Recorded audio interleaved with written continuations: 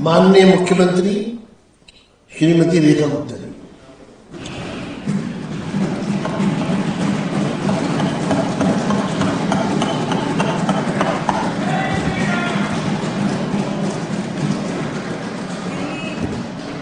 विधानसभा के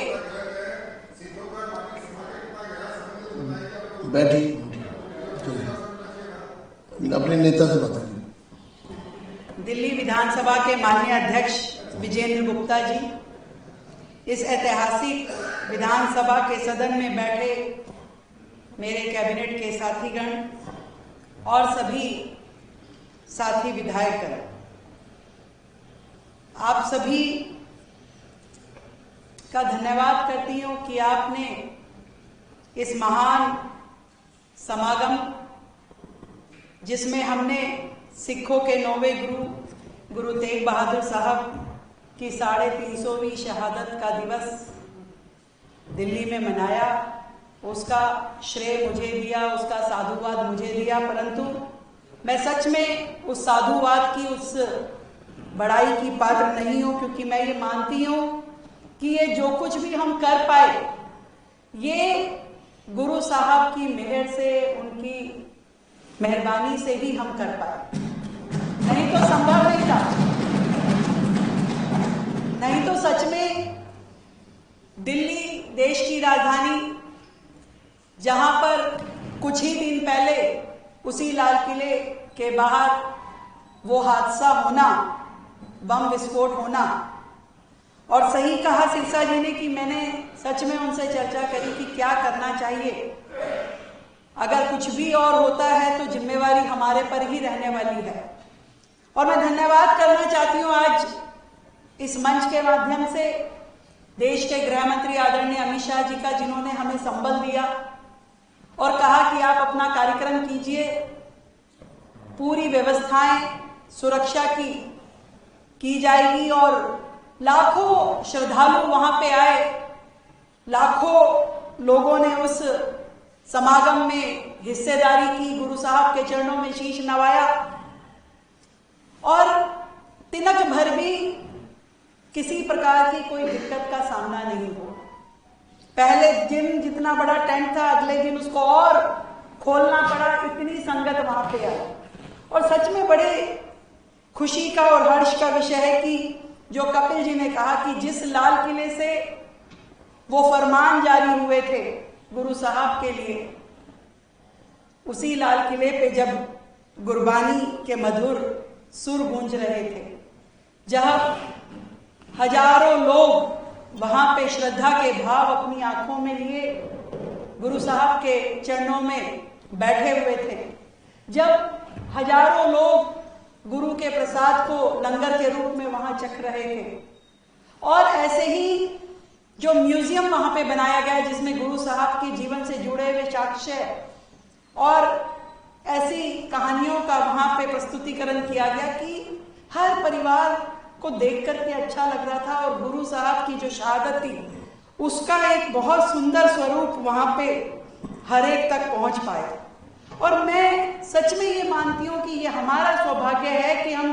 गुरु साहब की शहादत को वर्तमान पीढ़ी की ओर से हम उनके चरणों में नमन कर पाए, और इस पूरे के पूरे उनकी शहादत की गाथा को जन जन तक पहुंचाने में हम ये काम कर पाए। और इसी तरीके से मैं धन्यवाद और साधुवाद अपने शिक्षा मंत्री को भी देती हूँ। उन्होंने 5 लाख पुस्तकें दिल्ली के स्कूलों में, जिसमें गुरु साहब की शहादत की पूरी विषय था, उसे बांटा। अनेकों कार्यक्रम हुए, एक जत्था पूरा जहां जहां गुरु साहब गए थे उसी गुरुद्वारों से होते हुए हमारे दिल्ली सरकार के स्कूलों के बच्चे गए, उन्होंने उस जगह दर्शन किए, गुरु साहब की सारी गाथा को समझा, सुना।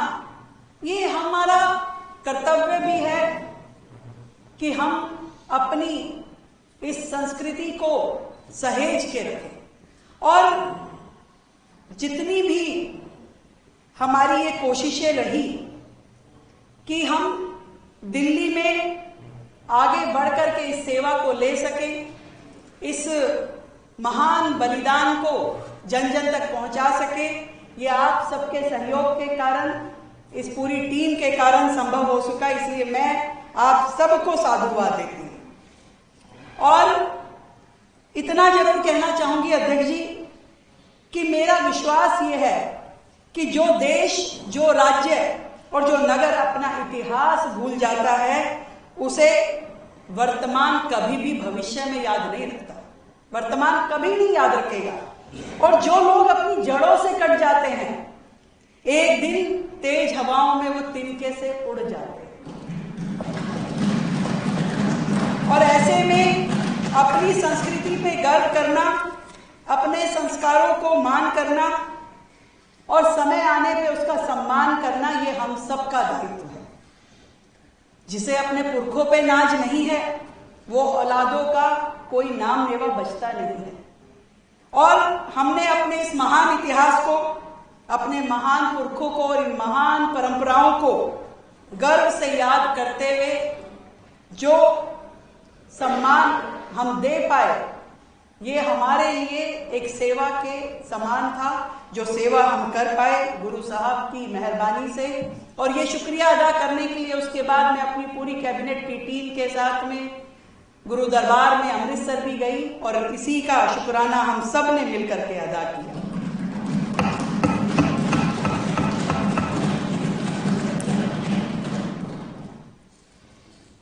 अध्यक्ष जी, जो बात बार बार आई कि देश के प्रधानमंत्री नरेंद्र मोदी जी हमेशा इस बात को कहते हैं, विकास भी और विरासत भी, और इसी विजन के साथ में लगातार दिल्ली सरकार भी काम कर रही है।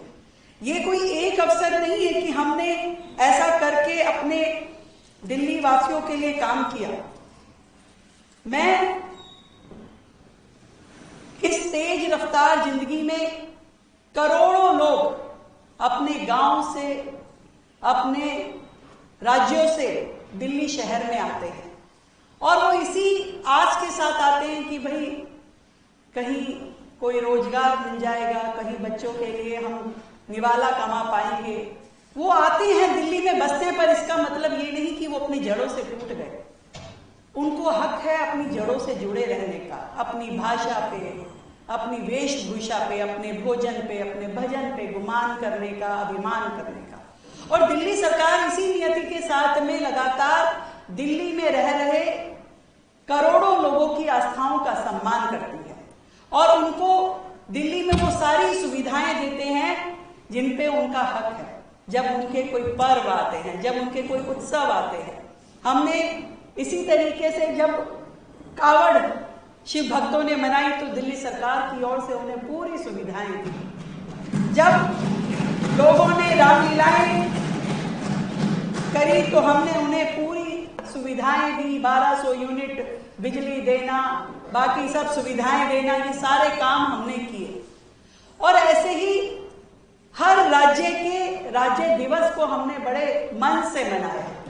हमने एक और गुजरात के गरबे को मनाने के लिए अपना आयोजन रखा, तो वहीं राजस्थान की तीज का त्योहार भी हमने मनाया।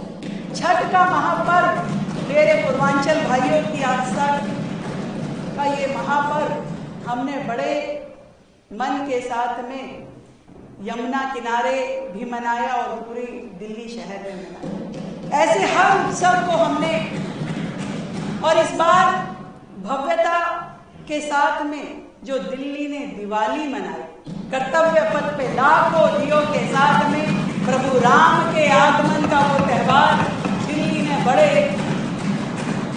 जोरों शोरों से मनाया।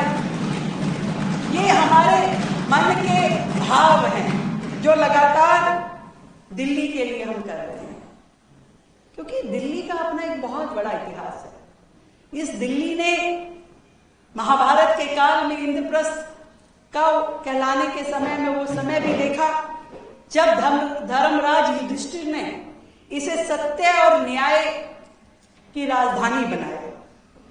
इस दिल्ली ने महाराजा अग्रसेन के उस कामों को भी देखा जब उन्होंने समता और धर्म सेवा को दिल्ली के हर एक व्यक्ति से जोड़ा। दिल्ली ने पृथ्वीराज चौहान की उस तलवार की वीरता की अमर गाथाएं भी सुनी है। दिल्ली ने भगत सिंह, राजगुरु, सुखदेव, जब उन्होंने बहरी कांग्रेस की सरकार के खिलाफ असेंबली में बम फेंका था, उस क्रांति का बिगुल भी सुना है। और दिल्ली ने नेताजी सुभाष चंद्र बोस के दिल्ली चलो के नारे को भी सुना है। तो दिल्ली की अपनी बहुत बड़ी जिम्मेदारियां हैं, क्योंकि दिल्ली केवल एक शहर नहीं है, ये भारत की आत्मा है। और भारत की आत्मा में एकाकार होने के लिए हजारों लोग दिल्ली में आकर के बसते हैं, अपने पर्व, अपने त्योहार मनाते हैं। दिल्ली आने के बाद भी वो व्यक्ति जिस राज्य से जुड़ा होता है, वो पंजाबी कहलाता है, वो हरियाणवी कहलाता है, वो कश्मीरी कहलाता है, वो महाराष्ट्रियन कहलाता है, गुजराती कहलाता है।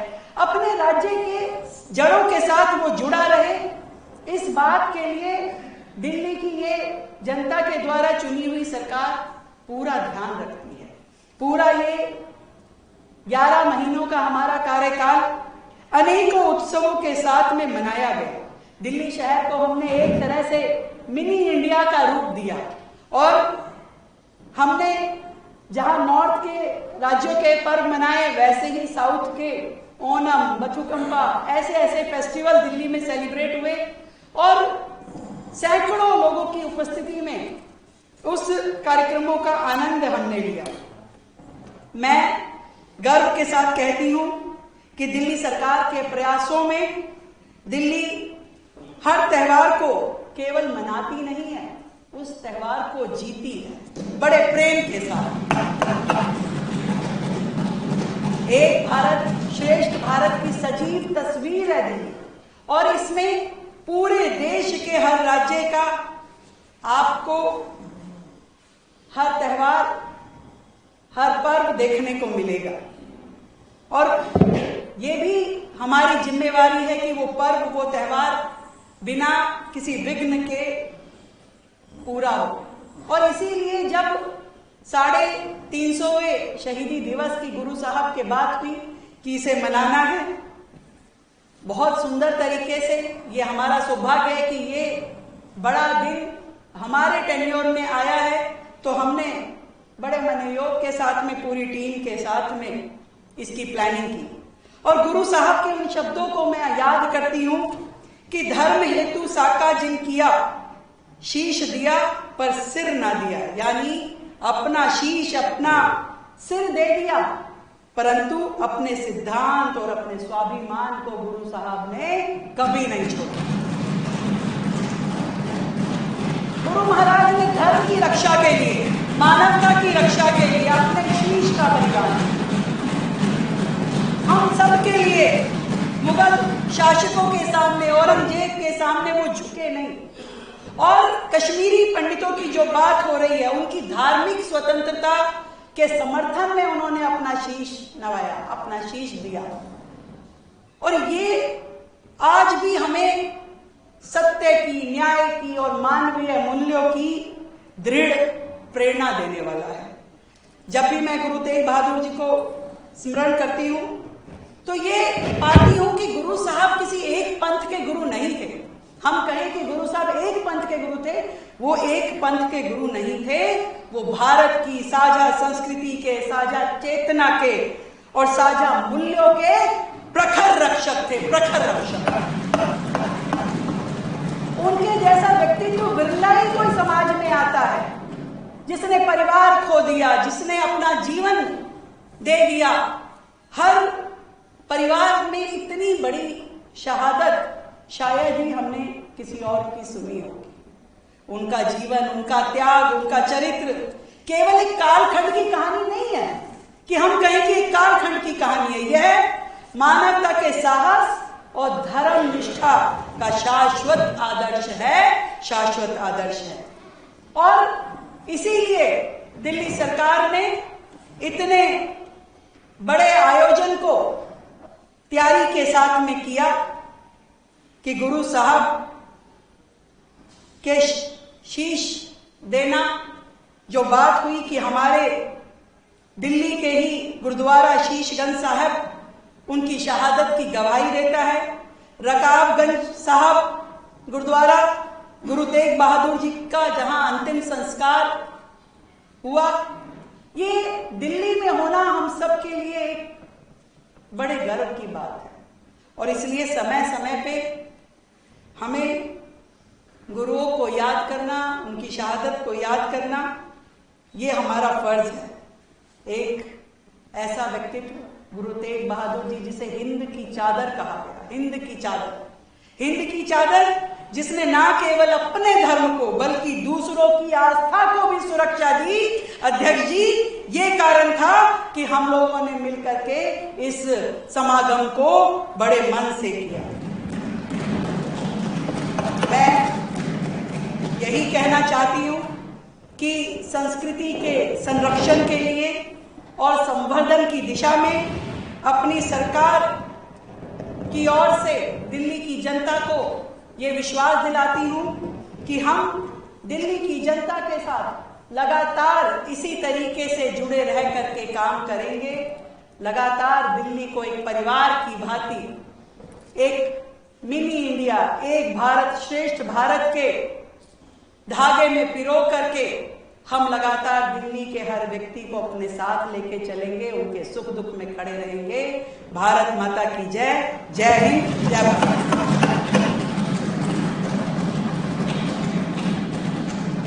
अब उपराज्यपाल महोदय के अभिभाषण पर धन्यवाद प्रस्ताव। हाँ जी, बैठिए आप। अब श्री रविंद्र इंद्रराज सिंह जी, माननीय मंत्री उपराज्यपाल महोदय के अभिभाषण पर धन्यवाद प्रस्ताव प्रस्तुत करेंगे।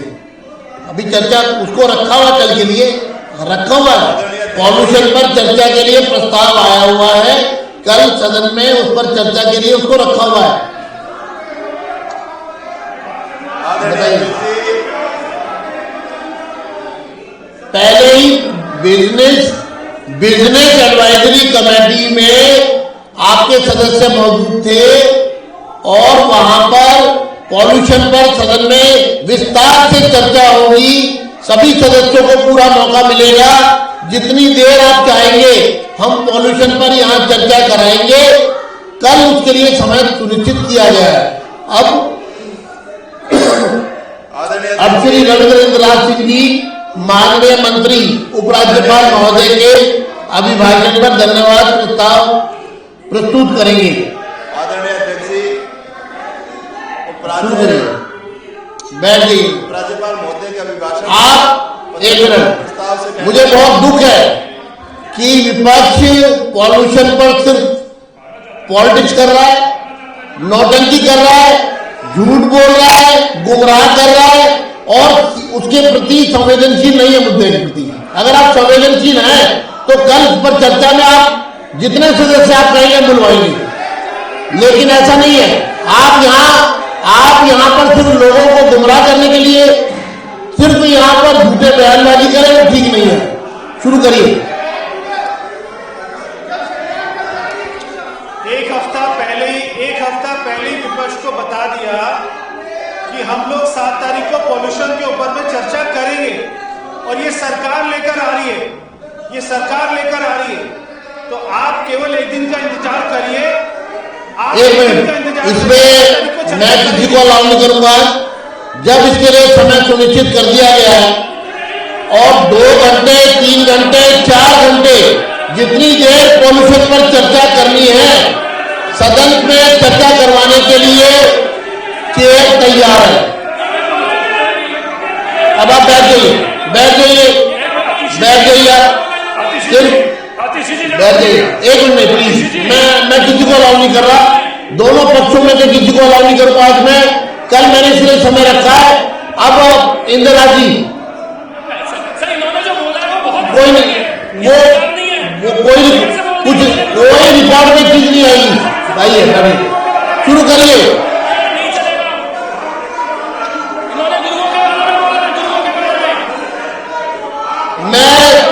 मैं आज पॉल्यूशन पर आपके आवेदन मांग रहा हूं, आप अपने नाम दीजिए।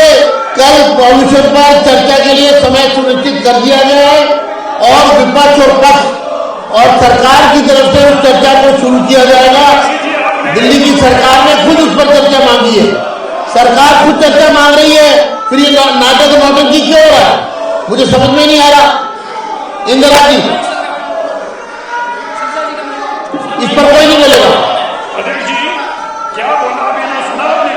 आप सुना क्या बोला? माइक एक मिनट, आप बताइए क्या करें। आप बार बार ये बोल रहे हैं गुरु साहब के खिलाफ बोल रहे हैं, गुरु तेग बहादुर जी के खिलाफ बोल रहे हैं।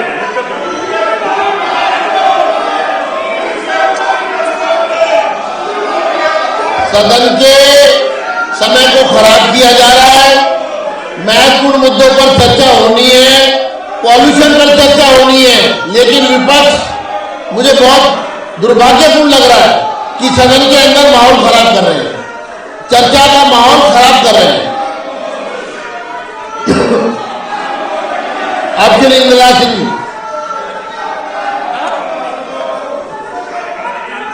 इंदिरा जी आप इंट्रोड्यूस करिए।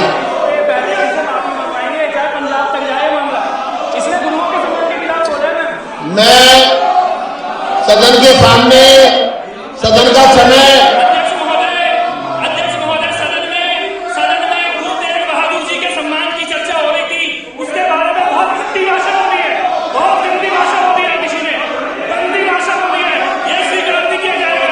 गुरु तेग बहादुर जी के शहादत के बारे में इतनी ऐसी भाषा हो रही है, ये स्वीकार नहीं किया जाएगा।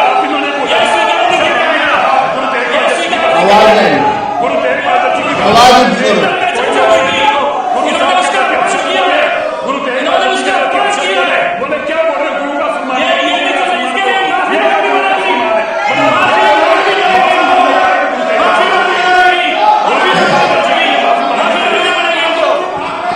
बिल्कुल ही चलेगा। अध्यक्ष महोदय इस सदन में हमने गुरु तेग बहादुर जी की शहादत के सम्मान में चर्चा की, उसका अपमान किया, नेता विपक्ष ने उसका अपमान किया, उन्हें माफी मांगनी पड़ेगी। ये बहुत बड़ी बात है, आपको अध्यक्ष वीडियो सुननी चाहिए, सारे सदन को सुनानी चाहिए किस तरीके से इन्होंने क्या बोला। गुरुओं का सम्मान करो, गुरुओं का क्या करो, हमें पोल्यूशन पे बात करनी। आप गुरु साहब के प्रति ऐसे अपशब्द बोलेंगे, नास्तिक होंगे, आप किसी और बात, लेकिन आप गुरु तेग बहादुर जी के चर्चा हो रही है, हम उनकी शहादत की बात कर रहे हैं, आपको शर्म नहीं है ऐसी बात कहते हुए? मैं चाहता हूं आप वो वीडियो लाएं, सबको सुनाएं और ये बताएं कि किस तरह की मानसिकता के लोग, मैंने कहा था ना तभी कि वो मानसिकता के लोग पहचानने जरूरी है, जो औरंगजेब के वंशक हैं, जो आज भी जहांगीर की बात करते हैं, जो बाबर, ये वो लोग हैं जिनके मन में आज भी इस तरह का भाव है, गुरु तेग प्रति ऐसे आप शब्द बोलते हैं, ये शर्म की बात है, इनको माफी मांगनी चाहिए गुरु तेग बहादुर जी को।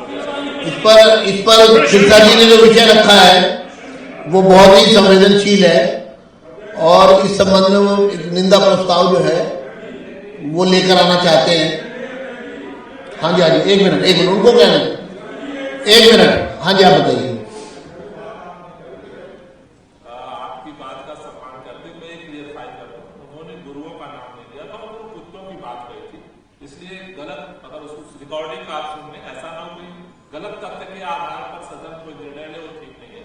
उन्होंने कुछ सुबह जो कुत्तों वाली बात हुई थी, गुरुओं की बात यहाँ पे चर्चा नहीं हो रही, कोई और नहीं, आप बात सुनिए, मैं तो गुरु साहब की बात कर रहे हैं, मैं तो मुंह से बोल भी नहीं सकता जो आप बोल रहे हैं, ये तो आपकी हिम्मत है कि मैं गुरु साहब की बात कर रहा हूँ और आप किसका नाम ले रहे हैं? ये तो एक मिनट, इसमें देखिए संवेदनशील मामला है। अगर गुरुओं के बारे में कुछ कहा गया है तो उसको एक बार सुन लिया जाएगा और फिर कल इस विषय पर निंदा प्रस्ताव लाया जाएगा।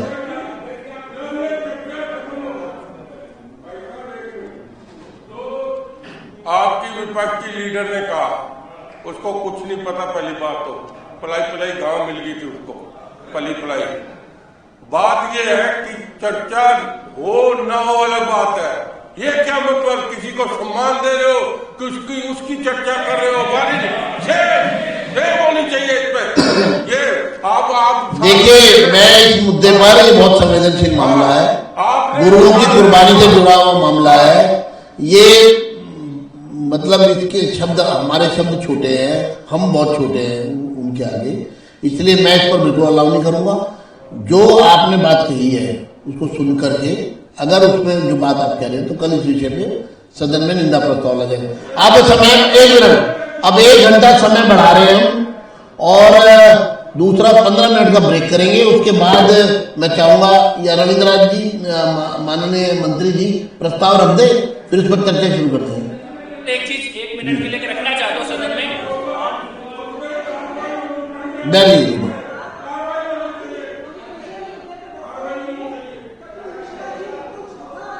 कोई नहीं, वो मैंने हमने